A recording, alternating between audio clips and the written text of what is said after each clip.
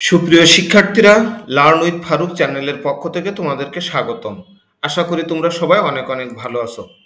আজকে আমরা আলোচনা করব বাংলাদেশের পরিবার ব্যবস্থা যে সাম্প্রতিক পরিবর্তনসমূহ সেগুলো নিয়ে, যেটা আমাদের বাংলাদেশের সমাজবিজ্ঞান এই নন মেজর কোর্সের ৩য় অধ্যায়ে আছে। এই অধ্যায়ের নাম বিবাহ, পরিবার এবং সামাজিকীকরণ।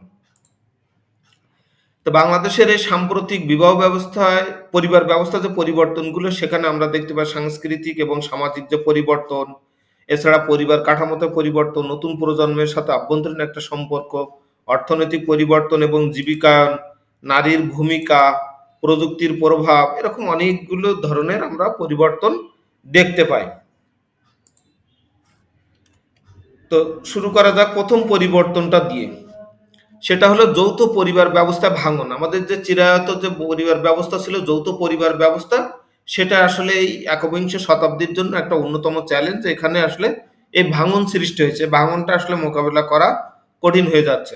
অর্থনৈতিক স্বাধীনতা, নগরায়নের প্রসার, এগুলো যৌথ পরিবার ভাঙার অন্যতম প্রধান কারণ। কারণ মানুষ কর্মসংস্থানের জন্য শহরে আসছে। তা এইখানে মানুষ তখন আর বাধ্য হয়ে গ্রাম থেকে শহরে চলে যাচ্ছে। তো এইভাবে এই যৌথ পরিবারগুলো ভেঙে যাচ্ছে। এছাড়া তরুণ প্রজন্ম কর্মসংস্থানের জন্য যে শহরে পাড়ি জমাচ্ছে, সেখানে যে তারা একক পরিবার গড়ে তুলছে, যে হয়তো বেতনের কারণে তার হয়তো বা ছোট বাসা নিয়ে থাকতে হচ্ছে, যার কারণে পরিবারের সবাইকে নিয়ে শহরে এসে সে থাকতে পারছে না, হয়তো ছুটির সময় অকেশনে সে গ্রামের বাড়িতে যাচ্ছে। এইভাবে একক পরিবারের প্রবণতাটা বেড়ে গিয়েছে। এছাড়া আধুনিক জীবনযাত্রার চাহিদা এবং পারিবারিক সম্পর্কের জটিলতাও কিন্তু এই ভাঙনের অন্যতম উপাদান। যৌথ পরিবার থেকে বিচ্ছিন্ন হওয়ায় পারিবারিক যে বন্ধনগুলো শিথিল হয়ে যাচ্ছে, আমাদের সামাজিক মূল্যবোধের অবক্ষয় দেখা দিচ্ছে। ফলে ব্যক্তিগত জীবনে যে একাকিত্ব এবং এই যে মানসিক চাপ, এগুলো বৃদ্ধি পাচ্ছে। এই সমস্যার সমাধানে আসলে পারিবারিক সম্প্রীতি এবং মূল্যবোধ রক্ষায় সচেতনতা দরকার, সে ধরনের উদ্যোগ প্রয়োজন। আর কি হচ্ছে, একক পরিবার বেড়ে যাচ্ছে। এই যে যৌথ পরিবার ভেঙে যাচ্ছে, এর ফলটাই হচ্ছে এই একক পরিবারটা বৃদ্ধি পাওয়া। কারণ আধুনিক সময় সমাজ ব্যবস্থা যে পরিবর্তন হচ্ছে, অর্থনৈতিক প্রয়োজনীয়তা এখানে বড় ভূমিকা পালন করছে। নগরায়ন, এরপরে এই যে কর্মক্ষেত্রে চাহিদা, গ্রামে হয়তো সে অর্থে কর্মসংস্থানের সুযোগ কম। এই তরুণ প্রজন্ম যার কারণে হয়তোবা যৌথ পরিবার থেকে আলাদা হয়ে শহরে একক পরিবার গড়ে তুলছে। এছাড়া প্রযুক্তির সহজলভ্যতা, জীবনের স্বাধীনতার প্রতি আকাঙ্ক্ষাও এক্ষেত্রে দায়ী। যে এটি পারিবারিক বন্ধন দুর্বল করে এবং একাকিত্ব, মানসিক চাপ এবং সামাজিক বিচ্ছিন্নতার ঝুঁকিগুলো বাড়িয়ে দেয়। এছাড়া সন্তানদের সামাজিকীকরণেও কিন্তু একটা নেতিবাচক প্রভাব পড়ে। কারণ গ্রামে থাকলে বা দাদা দাদি, সে শহরেও হোক, দাদা দাদি বা এ ধরনের অন্যান্য পরিবারের সদস্যরা যদি থাকে, তাহলে তাদের কাছ থেকে কিন্তু অনেক কিছু শিখতে পারে, জানতে পারে। তো এইভাবে একটা নেতিবাচক প্রভাব কিন্তু তৈরি হচ্ছে। তো এইগুলোই আমরা এখানে একটু দেখানোর চেষ্টা করেছি, যে আসলে আমাদের যৌথ পরিবার এবং একক পরিবারের একটা বিষয়গুলো একটু দেখানোর চেষ্টা করেছি আর কি। এছাড়া কি হচ্ছে, একক অভিভাবক পরিবার, অর্থাৎ সিঙ্গেল প্যারেন্ট ফ্যামিলি বা সিঙ্গেল মাদার বা সিঙ্গেল ফাদার, এরকম হচ্ছে যে যা ছাড়াছাড়ি হওয়ার পরে তারা আর হয়তোবা বিয়ের পিঁড়িতে বসছেন না। তখন তারা হয়তোবা ওই এককভাবে তার হয়তো এক দুইটা সন্তান নিয়ে সে জীবন অতিবাহিত করছে। বিশেষ করে নারীরা আগের তুলনায় অর্থনৈতিকভাবে স্বাবলম্বী হওয়ায় এই একক অভিভাবক হিসেবে সন্তান লালন পালন করতে সক্ষম হচ্ছেন। বিবাহ বিচ্ছেদের পরে অনেক নারী পরে আর বিয়ে না করে সন্তানের মা বাবার উভয় ভূমিকা তারা পালন করছে। এটা নারীদের মধ্যে বেশি দেখা যায় পুরুষদের তুলনায়। পুরুষের পরিমাণ একেবারে যে নেই তা না, কিন্তু পরিমাণে কম। এছাড়া কি হচ্ছে, দেরিতে বিবাহ, যে এখন পড়াশোনা শেষ করে তরুণদের মধ্যে প্রতিষ্ঠিত হয়ে, অর্থাৎ একটা চাকরি বাকরি পেয়ে মোটামুটি ভালো স্যালারি যাতে যখন পর্যন্ত হচ্ছে, তখন তারা হয়তোবা বিয়ে করতে চাচ্ছে। এই কারণে হয়তো দেরিতে বিয়ের প্রবণতাটা বেড়ে যাচ্ছে। এছাড়া আর কি হচ্ছে, অবিবাহিত থাকা। কখনো কখনো কাছের মানুষের দাম্পত্য জীবনের তিক্ত অভিজ্ঞতা দেখে, যা হয়তো আত্মীয় স্বজনের মধ্যে দেখা যাচ্ছে যে হাজব্যান্ড ওয়াইফের মধ্যে খুব সমস্যা, তো এগুলো দেখে হয়তোবা অনেকের মনে জাগতে হবে যে না, আমি আর বিয়েই করবো না। বা হয়তোবা প্রেমে ব্যর্থতা সহ নানাবিধ কারণে অনেকের মধ্যে অবিবাহিত থাকার প্রবণতা দেখা যায়, বিশেষ করে নারীদের মধ্যে। আহ, যখন দেখা যাচ্ছে একজন নারী, তিনি যদি কর্মজীবী হন, তাহলে তার সমান মর্যাদার বা তার উপরের মর্যাদার কাউকে যদি পাত্র হিসেবে না পান, তখন কিন্তু উনি হয়তো ওইভাবে বিয়ে করতে চান না, যে ভালো যদি পাত্র এরকম না পাওয়া যায়।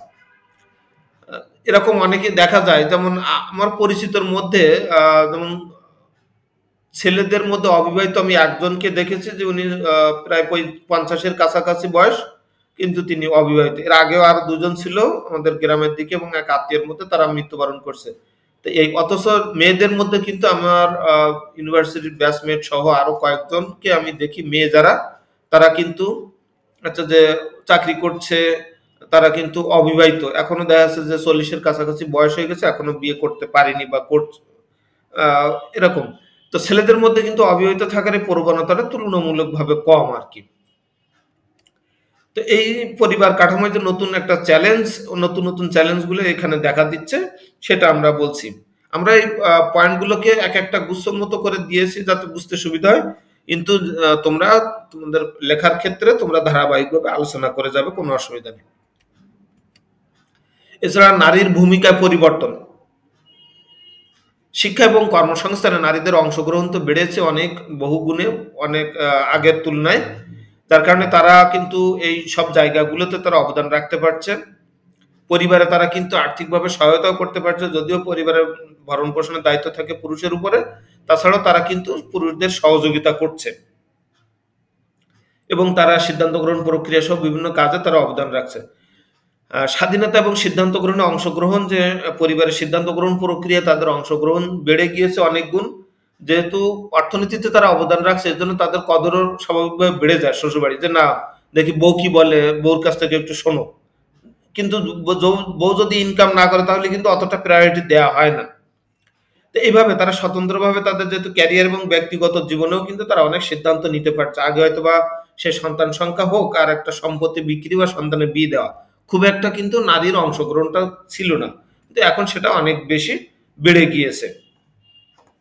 যেটা আমরা নারীর অর্থনৈতিক স্বাধীনতা যখন বাড়ছে, তার কর্মক্ষেত্রে অংশগ্রহণ বাড়ছে, আর্থিক স্বায়ত্তশাসন, পারিবারিক বিষয়গুলিতে সমান কণ্ঠ ভয়েস দিতে পারছে, যে না আমারও মতামত আছে, যে কোনো জিনিস ভাগ করে নেওয়ার দায়িত্বটা বেড়ে গিয়েছে, আর সিদ্ধান্ত গ্রহণে অংশগ্রহণ তো আমরা বললাম, এভাবে তাদের ভূমিকাও কিন্তু অনেক গুণ বেড়ে যাচ্ছে। নতুন প্রজন্মের সাথে আভ্যন্তরীণ সম্পর্ক, অভিভাবকদের কর্তৃত্ব পরিবর্তন, যে আগে হয়তোবা আমরা দেখেছি যে দাদার কথাই একটাই, বা বাবা যেটা বলতেবেন সেটাই, কিন্তু দেখা যাচ্ছে যে তরুণদের মতামতটা নেওয়া এটাও কিন্তু এখন একটু বাড়ছে, কারণ তারা এখন স্বাধীনতা চায়, তাদের অভিভাবকদের সাথে সম্পর্কের মধ্যেও এখন আরো উন্মুক্ততা বা সমঝোতার জায়গা তৈরি হয়েছে। আগে হয়তো বা বাবা বাড়িতে আসলে একেবারে সব চুপ, বা দাদা বাড়িতে আসলে, এখন হয়তো ওই জায়গাগুলো একটু ইমপ্রুভ হচ্ছে।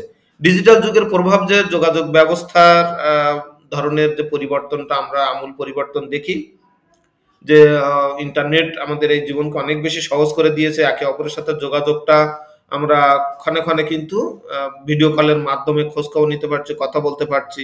যে কেউ যদি অসুস্থ, আমরা কিন্তু তো যেতে না পারলেও মানে শুনে নিতে পারছি, বা ভিডিও কলে দেখতে পারছি, তার শারীরিক খোঁজ খবর নিতে পারছি।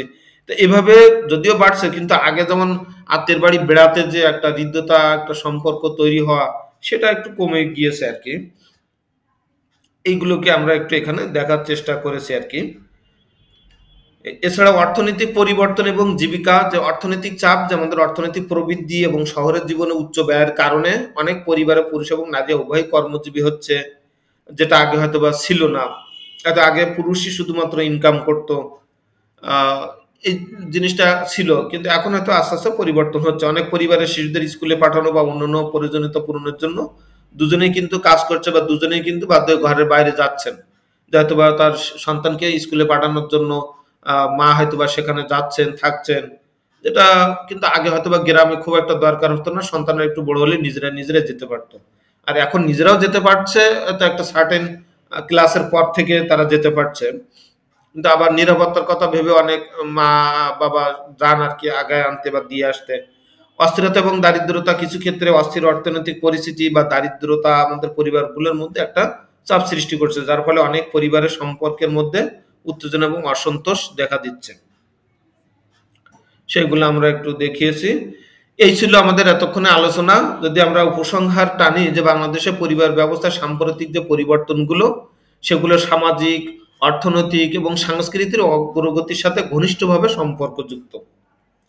নগরায়ন, প্রযুক্তির প্রসার, শিক্ষার সুযোগ বৃদ্ধি। যে আগে হয়তোবা নারীদেরকে গ্রামের ওই ইন্টারমিডিয়েটের পরে সর্বসাকুল্যে কাছাকাছি কলেজ থাকলে সেখান থেকে ইন্টারমিডিয়েট পাশের পরে বিয়ে দিয়ে দিত।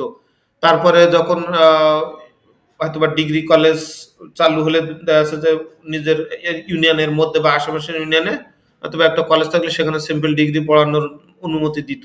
অনার্স যে পড়তে যাবে সেটা কিন্তু খুব একটা প্রবণতা ছিল না আগে, যেটা এখন কিন্তু বাড়ছে। সেটা একজন গ্রামে হলেও সে মেয়েটা যদি একটু মোটামুটি শিক্ষার প্রতি আগ্রহ থাকে তাহলে তাকে কিন্তু অ্যাডমিশন টেস্ট বা এইসবগুলোর ক্ষেত্রে মা বাবা পরিবার অন্যরা চেষ্টা করছেন।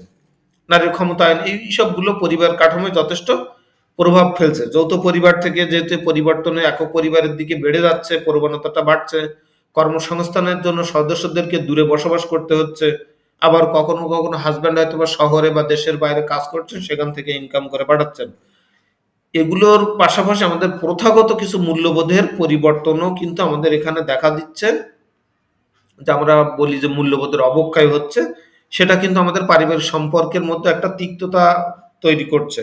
তবে এসব পরিবর্তন যেমন ইতিবাচক দিক আছে, তেমনি ব্যক্তি স্বাধীনতা, আর্থিক সচ্ছলতা বৃদ্ধি, পারিবারিক বন্ধন দুর্বল হওয়ার মতো পরিবেশ পরিস্থিতিও তৈরি করছে, মানে ইতিবাচকের পাশাপাশি। এসব পরিবর্তনের মধ্যে যদি ভারসাম্য রক্ষা করে একটা সুসংহত পরিবার কাঠামো নিশ্চিত করে সামাজিক উন্নয়নের জন্য এটা অপরিহার্য এইগুলো নিশ্চিত করা। তাই পারিবারিক মূল্যবোধ সংরক্ষণ এবং সমসাময়িক চ্যালেঞ্জ মোকাবেলায় নীতি প্রণয়ন ও সচেতনতা বৃদ্ধি অপরিহার্য। তো এই পর্যন্ত সবাইকে অনেক অনেক ধন্যবাদ জানিয়ে শেষ করছি।